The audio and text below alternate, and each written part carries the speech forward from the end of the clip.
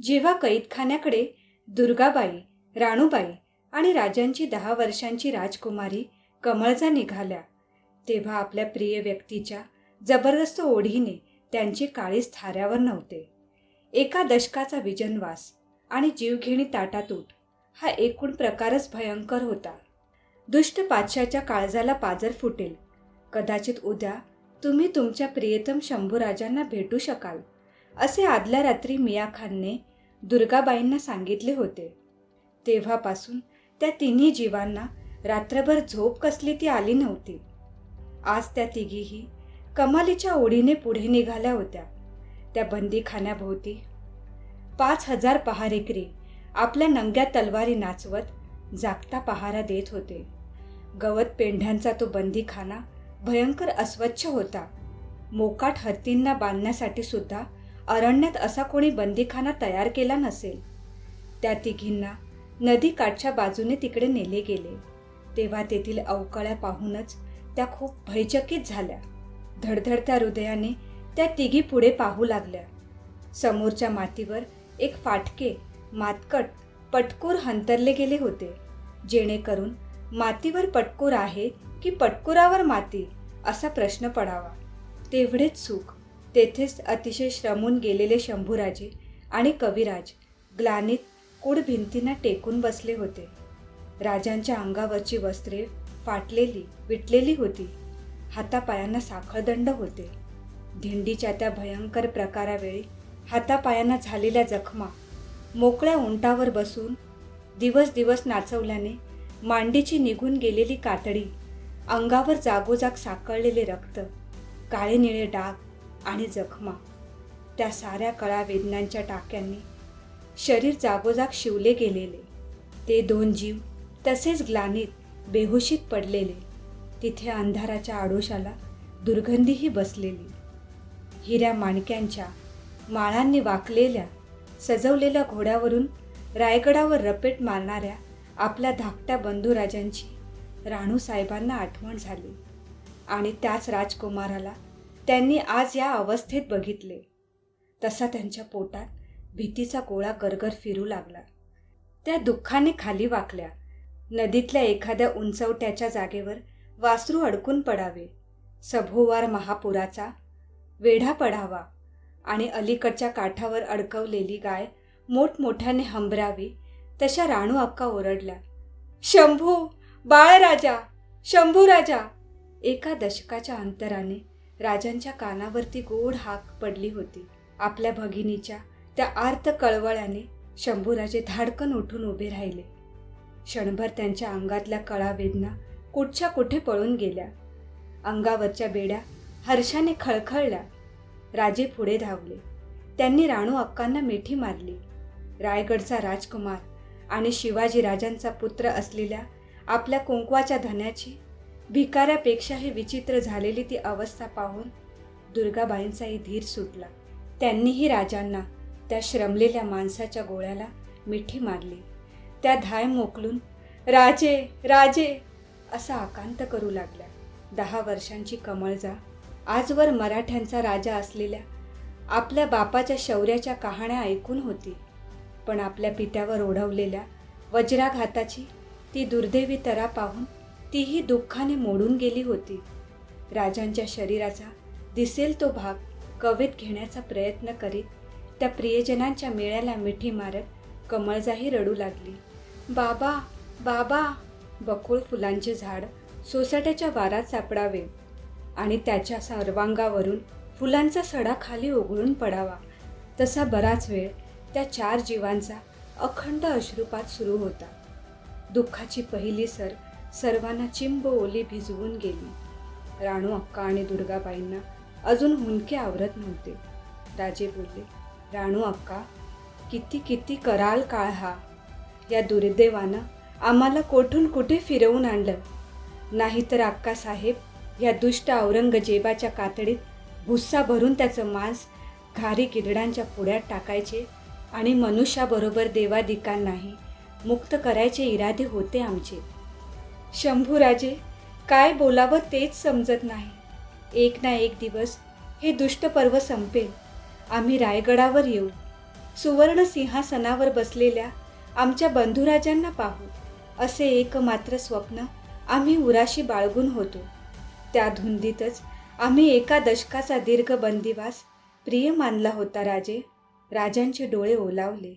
ते करुण स्वरात बोलले, माफ करा अक्कासाहेब आणि दुर्गा राणी, तुमच्यासाठी आम्ही काहीच करू शकलो नाही. शंभूराजे, असं बोलू तरी नका. खूप खूप लढलात आपण.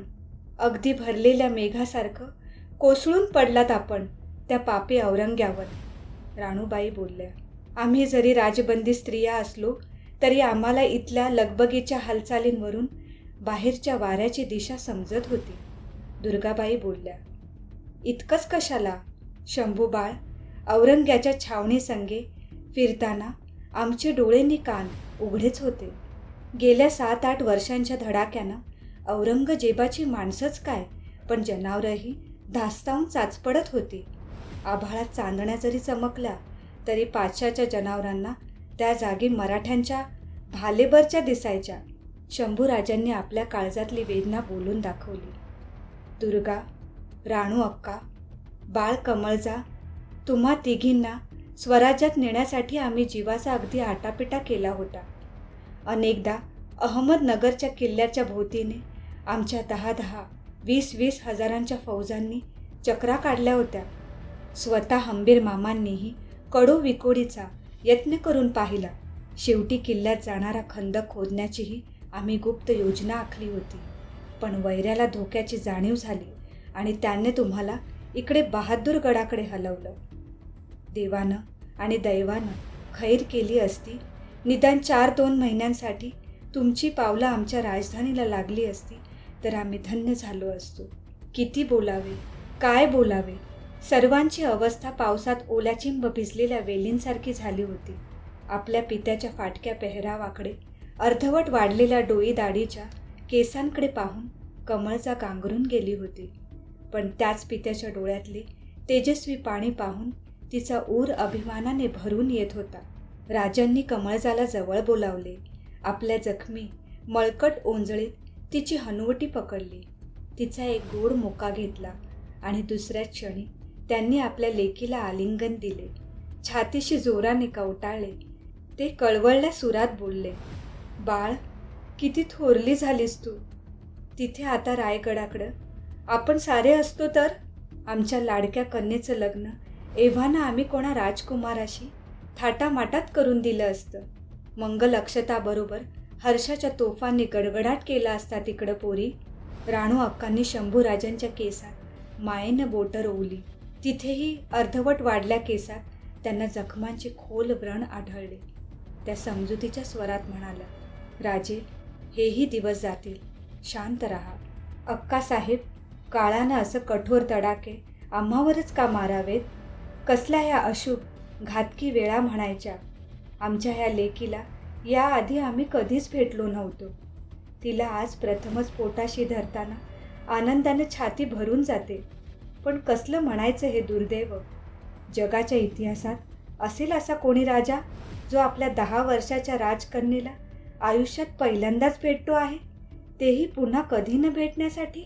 शंभूराजांच्या त्या उद्गारांनी सर्वांचे काळीज कालवून गेले. इतक्यात पहाऱ्यावरचा फौजदार दुलार सिंग यमदूतासारखा आत डोकावला. खाकरत मोठ्याने सांगू लागला, जल्दी करो, आप सबके लिए वक्त बहुत थोडा है. फौजदाराच्या त्या कठोर इशाऱ्याने सर्वांना दुष्ट काळाचा जबडा दिसला. त्या स्वर्गीय मिलाफतीत क्षणभंगुरतेची जाणीव झाली. शंभूराजे दुर्गाबाईंचा स्निग्ध हात हाती धरत बोलले, दुर्गा, एक स्त्री म्हणून, एक पत्नी म्हणून नव्हे तर एक मानवी जीव म्हणून सुद्धा तुम्हाला आम्ही कोणतंच सुख देऊ शकलो नाही. राजे, जे लाभलं, वाट्याला आलं तेही खूप होतं. शिवाजीराजांची सून आणि शंभूराजांची पत्नी या शब्दांचा लोकांकडून मिळणारा गोड आहेत स्वर्ग सुखापेक्षा काय कमी प्रतीचा आहे. अक्कासाहेब पुढे सरकल्या. त्यांनी गडबडीने विचारले, काय काय हवं आहे त्या दुष्ट राक्षसाला. राणू अक्का, दुर्गा, पातशाने अनेकदा निरोप धाडला आहे. तुमच्या सकट आम्हालाही जीवदान द्यायला तो तयार आहे, पण कशाच्या बदली? दुर्गाबाई आणि राणूबाईंनी एकदम विचारले. आम्ही आमच्या स्वराज्यातल्या महत्त्वाच्या सर्व किल्लेदारांना इथे बोलावून घ्यायचं. सर्व गडदुर्गांच्या चाव्या आणि ताबे खानाच्या अंमलदारांकडे सोपवायचे आणि आपला हा मुलूक, ही माती सोडून दूर निघून जायचं. हिंदुस्थानच्या दुसऱ्या कोणत्याही भागात पातशाह आम्हाला खास जहागीर द्यायला आणि जिंदगीभर ऐशो आरामाची सोय करायला तयार आहे. नाही नाही, अजिबात नाही. स्वतःचा प्राण गमावलात तरी एकही किल्ला खाली करू नका. दुर्गाबाई ओरडल्या. आपल्या आबासाहेबांच्या वचनापासून बिलकुल फारकत घेऊ नका. अक्कासाहेब बोलल्या.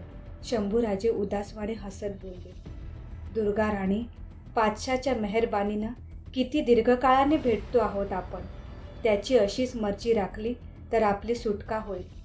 सधवा म्हणून उरलेलं आयुष्य काढाल तुम्ही. दुर्गाबाईंना जोराचा हुंदका फुटला. त्या शंभूराजांना हात जोडत कळवळून रडत म्हणाल्या. नका राजे, थट्टेतही असं बोलू नका. आमच्या मामंजी साहेबांच्या, शिवाजी राजांच्या ध्येय स्वप्नांपुढे सधवेपणाची काय तमा.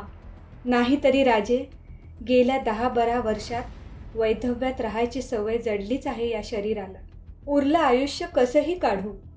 खरं आहे शंभूबाळ, आमचे प्राण वाचोत वा जावोत, पण आमच्या प्राणांच्या मोहापायी आबासाहेबांच्या इब्रतीला धक्का पोचेल असा कोणताही कौल करार करू नका.